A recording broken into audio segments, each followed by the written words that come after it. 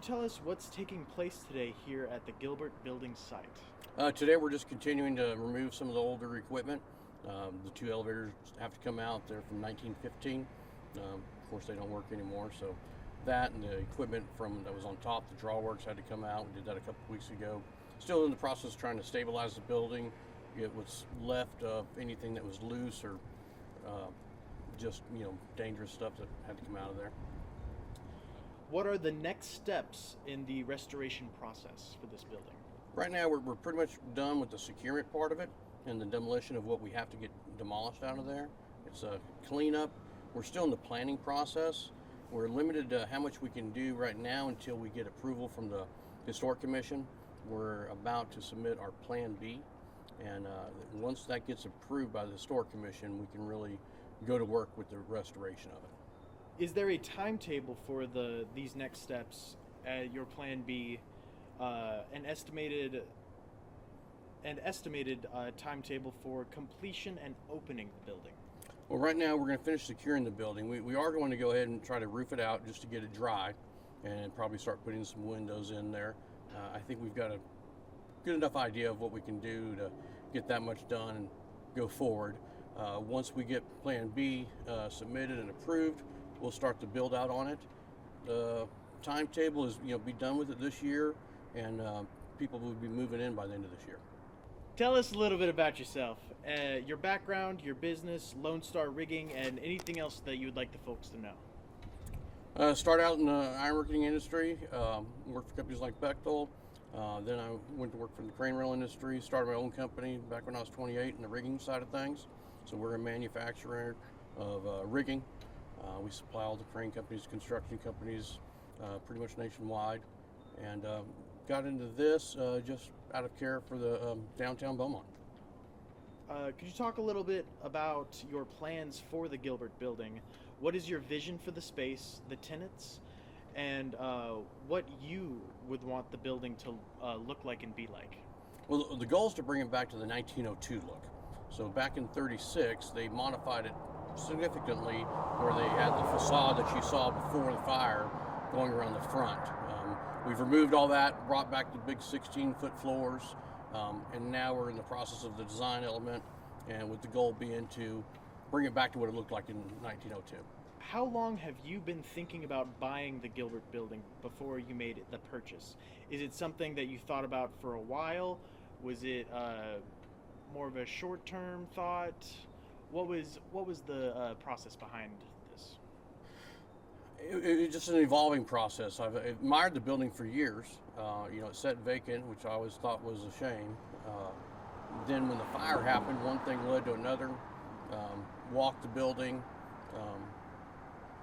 Just one thing led to another. Rob and I got together, and we put together a little package to try to purchase it from the previous owner. It worked out, and we went with it. So could you reiterate a little bit about what motivated you to purchase this building? Motivation for the building was just to preserve the downtown environment. We've got some great buildings down here, wonderful architecture. There was a misconception that the building, had to be demolished because it was so dangerous. The building's sound as can be. The interior is what was damaged.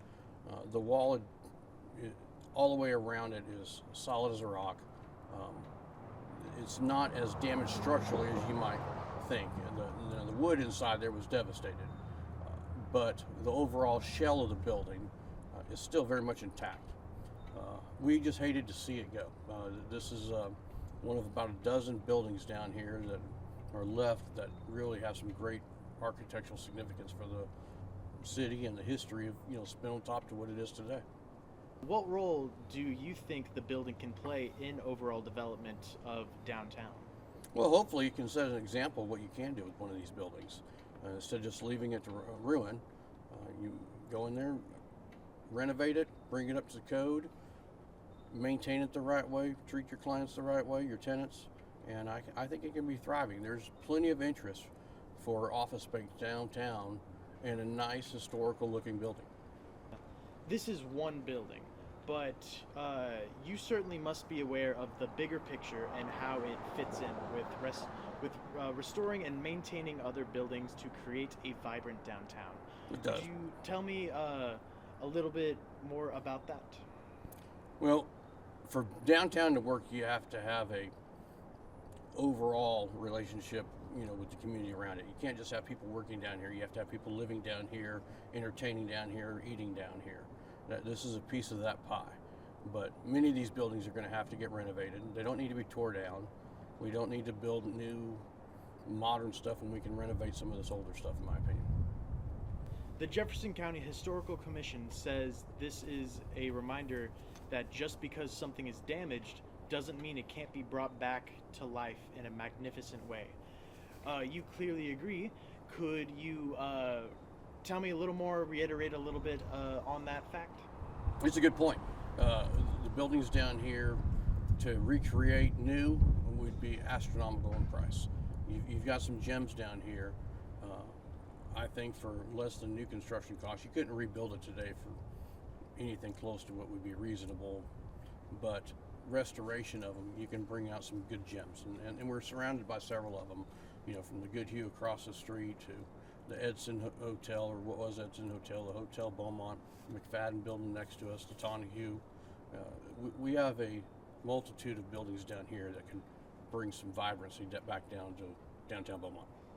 And so, do you have anything else to add? Any messages to the citizens of Beaumont about the building or the future of downtown? Spend some time down here. Come down here, enjoy it. It's enjoyable now. We don't have to wait till we get it totally rebuilt. Come eat down here. There's plenty to do down here. If you're interested, invest in it if you can. Get involved.